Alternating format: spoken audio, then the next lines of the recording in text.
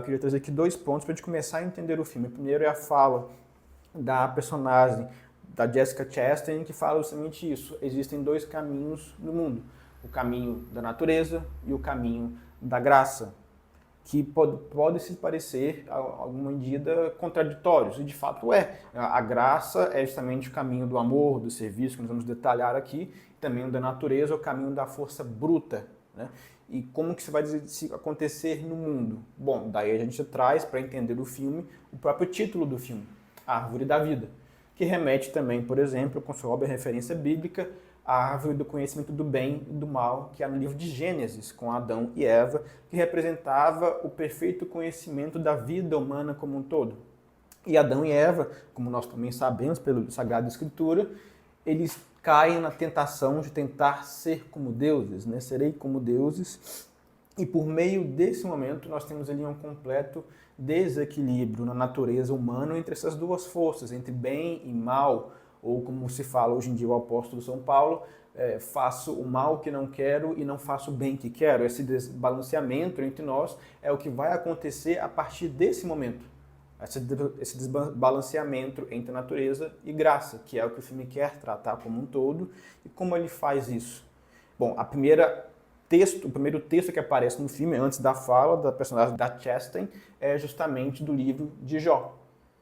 Quando se fala, né? Aonde você estava quando eu estava estabelecendo as leis do cosmos e do universo? Para quem não sabe, o livro de Jó é justamente o livro da Bíblia também, onde se tem um grande servo de Deus, próspero em todas as áreas da vida, sábio, com uma bela família, rico, e que então Deus permite que Jó seja tentado pelo diabo, e de um piscar de olhos, Jó perde tudo, sua família, sua riqueza, e ele então confronta o Deus e diz: por que Jesus, por que Deus, no caso, no livro de Jó, ainda no que Jesus, no livro, na história, por que você permite o mal?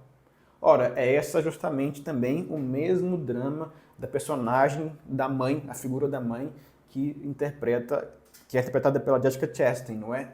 É uma personagem, uma mãe que acaba de perder o seu filho. A gente começa a perder no comecinho do filme, né? Ela sente aquela dor, recebe uma carta, então ela se depara diante de Deus com: por quê? Explique-se, Deus, por que você permite que isso aconteça? E esse é o motivo pelo qual nós vamos ver logo uma grande sequência de 20 minutos que seja, contemplando algo que parece não ter nada a ver, mas que tem tudo a ver, que é o cosmos, como no livro de Jó. Repetindo aqui a frase que Deus responde Jó no final do livro de Jó já, né?